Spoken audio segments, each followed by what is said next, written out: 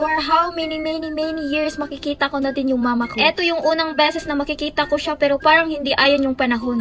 Ang lakas ng hangin at ulan, parang tatangayin na nga ako.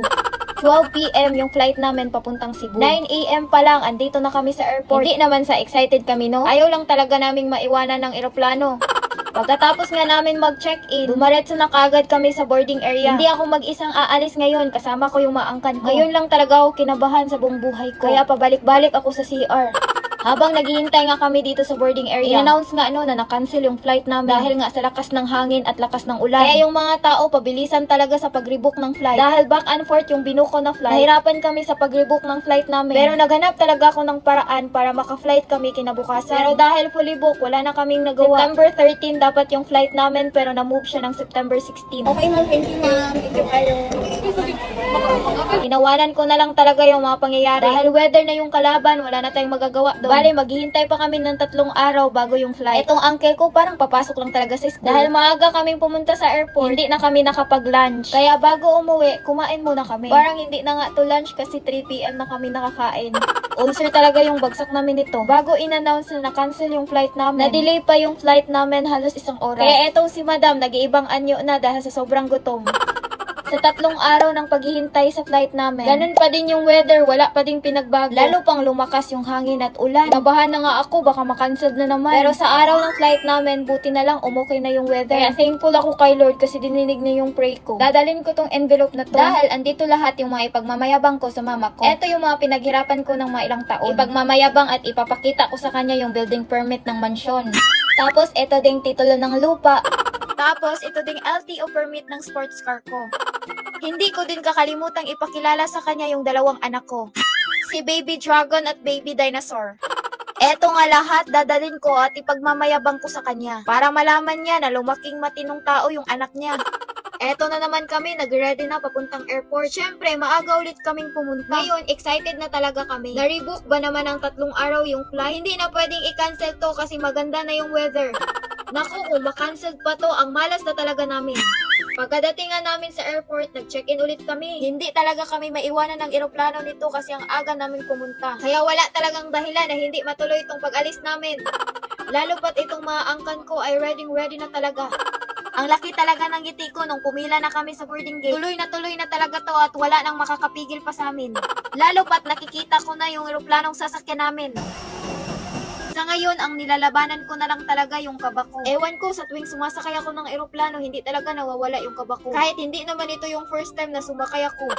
Buti na lang yung seat ko malapit sa bintana. Kahit na-rebook yung flight namin, same time at same seat pa din. Kasama ko pala yung papa ko. Yung nanay ko, nakapatid ng papa ko. Ang uncle ko, nakapatid din ng papa ko. Tapos yung isa, yung asawa ng pinsan ko. Kung pwede lang isama lahat yung mga angkan ko, sinama ko na eh. 1:40 PM kaming nakalanding sa airport ng Cebu Mactan. Nalipasan na naman ulit kami ng gutom. Kaya pagkadating namin sa Cebu, ang iniisip ko na kagad yung pagkain talaga. Lalo pat may senior citizen akong kasama.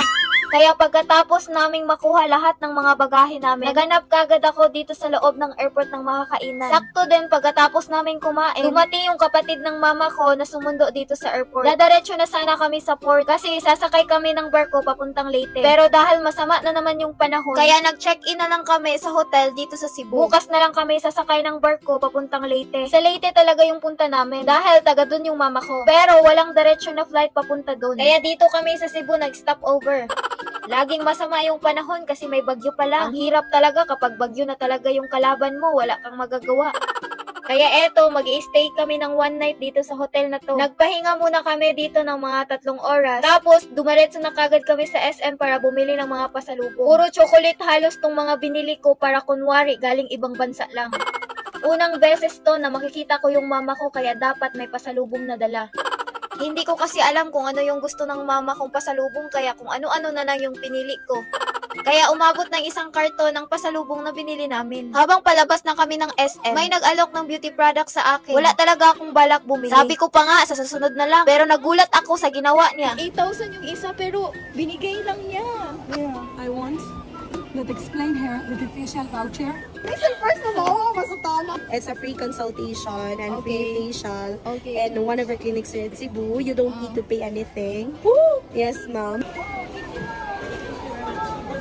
She's so kind also.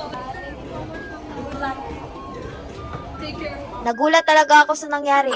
Kaya kumain na lang muna kami bago babalik sa hotel. Lalo pat nanghihina ako kanina dahil sa pag-i-English. Ikakain ko na lang ito para bumalik yung lakas ko. Pero parang hindi ako mabubusog nito kasi chopstick yung gamit. Pagkatapos nga namin kumain, may nadaanan kaming coffee shop. Kaya nagkape na lang muna kami. Para pagdating namin sa hotel, wala na kaming iisipin kundi matulog na lang. Na-curious nga ako dito sa facial na tag 8,000. Nagilamos lang ako pero pagbalik ko, busy na yung maangkan ko sa pag-apply nitong facial. Kahit yung papa at uncle ko, hindi naman to mahilig mag-skincare talaga. Gusto lang talaga nilang matry yung mamahaling skincare. Kinabukasan, ang aga naming gumising para mag-almusal. At maaga din kaming nag-check out sa hotel. Dadaretso na kami sa Pier 1 para sumakay ng barko papuntang Leyte. Bale, nag-taxi lang kami papunta doon. Pagkadatingan namin, dumiretso na kaagad kami dito sa ticketing office para bumili na nga kaagad ng ticket. Akala ko okay na yung panahon. Pero nagsimula na namang umulan at lumakas yung hangin. Kaya na-cancelled yung biyahe papuntang Cebu to Palumpon. Thank you, sir. Okay, thank you. Buti na lang tinulungan kami ni sir na makakuha ng ticket papuntang Ormoc, Leyte. Sa Palumpon kasi malapit yung lungsod ng Villaba. Nagkagulo na nga yung biyahe namin dahil sa bagyo. Pero para sa mama ko na first time kong makita kaya for the go, nagtry kaming mag-business class sa barkong Ocean Jet. Eh hindi ko naman alam na mamatay ka pala sa sobrang ginaw dito be. Mga 3 hours din yung biyahe bago kami nakarating sa Ormoc, Leyte. Sa labas ng port, tricycle lang talaga yung pwede mong sakyan. Pero buti na lang may kakilala yung tricycle driver na nag-rent a car. Kaya galing Ormoc papuntang Villaba, dire-diretso na yung biyahe namin. Pagkadating namin sa lungsod ng Villaba, naghanap kagad ako ng flower shop. Paikot-ikot kami sa lungsod, ito lang yung nakita naming flower shop. Hindi kasi pwedeng wala akong dalang flowers. Unang beses ko pa naman siyang makikita kaya dapat may bitbit akong bulaklak. Etong rose na display, may nakabili na pala nito. Yung white na flower na lang yung available kaya hindi na lang ako nag-inarte. Ang importante, may bulaklak akong bitbit. Ang plano ko talaga, bumili ako ng mamahalin at magandang bulaklak. Kung alam ko lang talaga, sa Cebu pa lang, doon ako bumili ng flowers. Pero okay na din to kasi maganda naman yung kanyang pagkakagawa. Thank you, sir. Thank you so much.